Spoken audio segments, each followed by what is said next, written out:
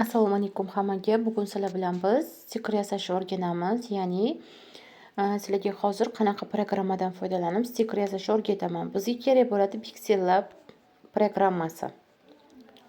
Pixel Lab deb yoziladi. Mana shunaqa chiqadi. Xohlagan rasmiylarni yoki xohlagan yozuviylarni yozib olsanglar bo'ladi. Xohlagan oddiy yozuv desak, masalan, misol uchun, biz yozishimiz uchun chetdagi mana bu qalamchani bosamiz. Bosganimizdan keyin yana bitta qalamchani bosamiz va new text chiqadi. Buni o'chiramiz va assalomu alaykum yozamiz. O'zi kimga qanaqa yozuv kerak bo'lsa shuni yozadi va okni bosamiz. Mana endi xohlagan foninglarni tanlashinglar mumkin. Masalan, qizil, mana shunaqa pastlardan bosaverasizlar. Stil tanlashinglar mumkin, mana bunaqa qilib, qayirib qo'yishinglar mumkin. Bemalol pastlardan, mana shu pastidan hamma amaliyotni bajarsanglar bo'ladi, ya'ni ishlov bersanglar bo'ladi. Mana bemalol hammasiga ishlov bersak bo'ladi.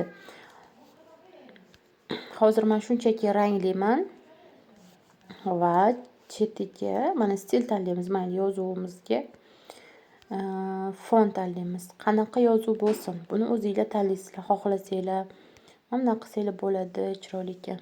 Mana shunaqa qilib tayyorlasanglar bo'ladi. Chetiga qora qo'yib olsanglar bo'ladi. Mana uchdek qilib olsanglar bo'ladi, mana bunaqa qilib. Xohlasanglar bunaqa qilib tagini qora qilib olsanglar bo'ladi. Mana qildim. Endi men yozuvni o'zini qilmoqchiman. Bu uchun biz mana saqranetga kiramiz va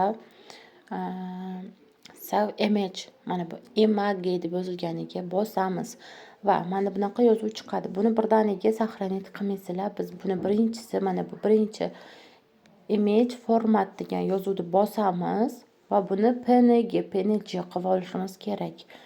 Undan keyingisini mana bu defaultni biz custom qilamiz. Mana bu custom yozuvni qilib olamiz va bu yog'iga biz 512, bunisiga ham o'chiramiz, 512 yozamiz. Yodingizda qolsin va share degan tugmasini bosamiz. Mana ozgina reklama chiqadi. Hamma programmada ham hozir reklama bor. Chiqib ketamiz. Уже saqlanib bo'ldi. Endi bizga kerak bo'ladi Telegram ilovasi. Telegram ilovasidan mana hozir sizlarga ko'rsataman. Qaysi ilovadan foydalanishimni juda ham ko'p men botlardan foydalanaman. Mana stickers deb yozsanglar, mana bu birinchisidagi stickers deb yozsanglar, mana shu chiqadi. Va biz hozir men mana shuncha har xil ishlarni amaliyotlarni amalga oshirganman va biz yangi boshlab olishimiz uchun bizga kerak bo'ladi new park, ya'ni yangi boshlash.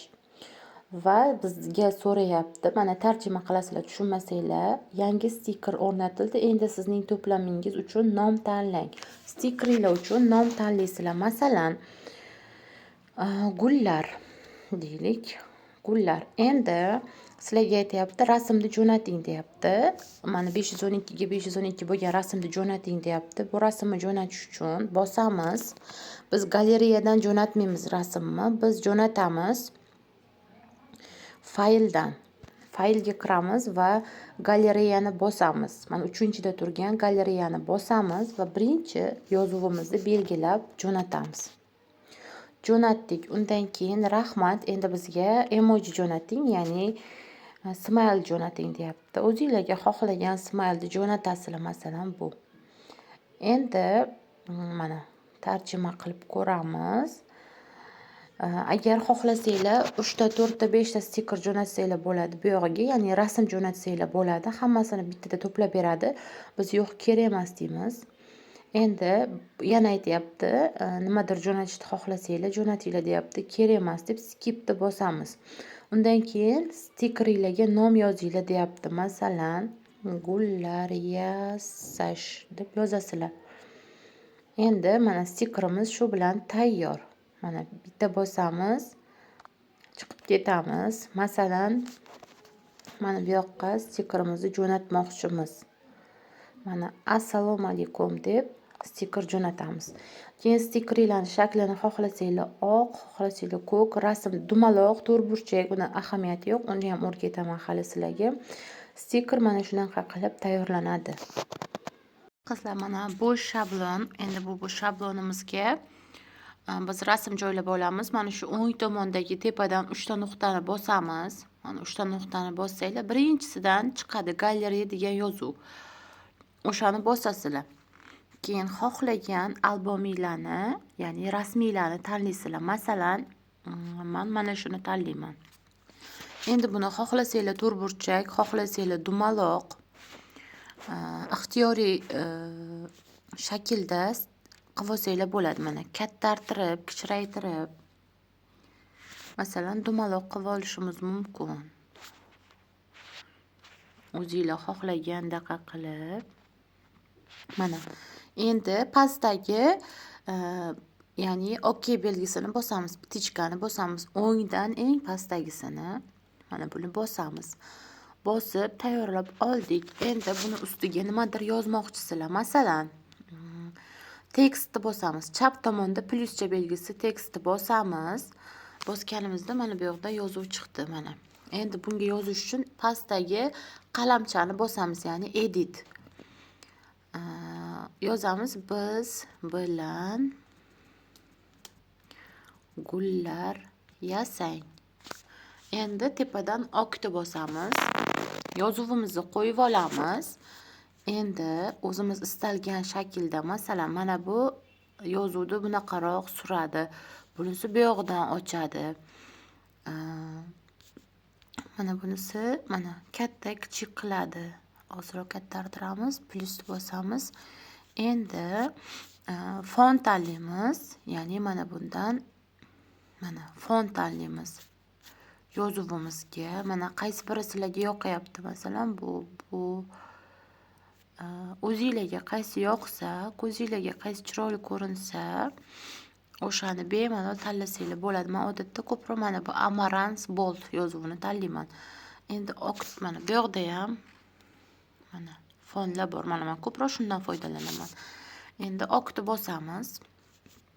Buni mana xohlasak bunaqasiga, xohlasak bunaqasiga qayirib olsak bo'ladi. Men mana shunaqasiga qayirib olaman va yana orqaga qaytib ozroq mana yozuvni katta qilib olaman.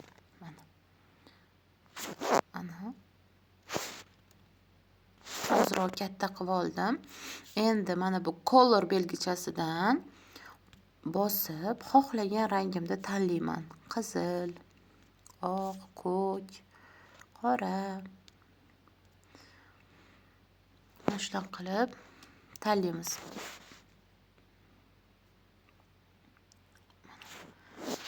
Tanlaymiz. Qorani tanladik masalan. Endi buni chetiga mana qilib yarkilashtirib olsanglar ham bo'ladi.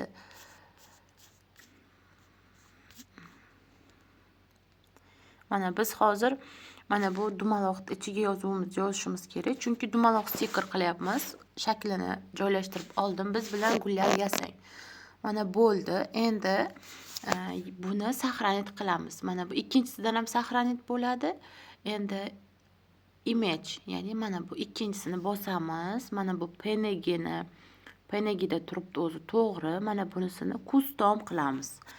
Endi pastdagi yozuvlarga 512, yana bunisiga ham 512 bosamizda share tugmasini bosamiz. Shu bilan bizning stikerimiz tayyor bo'ldi. Endi Telegramga o'tamiz.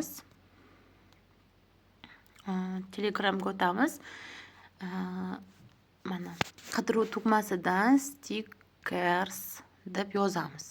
Sizlarda mana masalan qaranglar, mana bunaqa yozasizlar. Stickers, xuddi mana shunaqa yozasizlar, yonida ptichkasi bo'lishi kerak. Sizlarda mana bunaqa yozuvlar chiqmaydi, chunki birinchi marta ishlayapsizlar. New Park, mana bu birinchisi New Park deb bosasizlar. aytyaptiki, stikingizga nom yozing.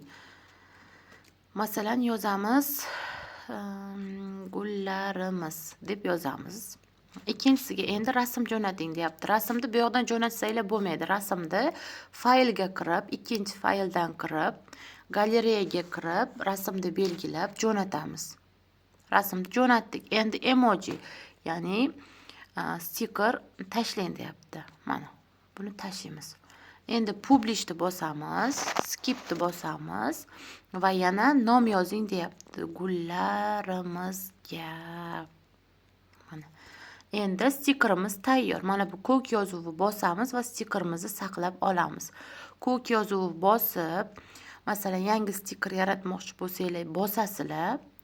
Masalan, xohlaganinglar rasminglarni jo'natib, yana stiker yaratsanglar bo'ladi. Shu bilan stiker yasash jarayonimiz o'z nihoyasiga yetdi. Hamma sirlari xuddi shunda. Buni boshqa qanaqadir siri yo'q. Qanaqadir savolinglar yoki yordam kerak bo'lsa, bemalol yozsanglar bo'ladi.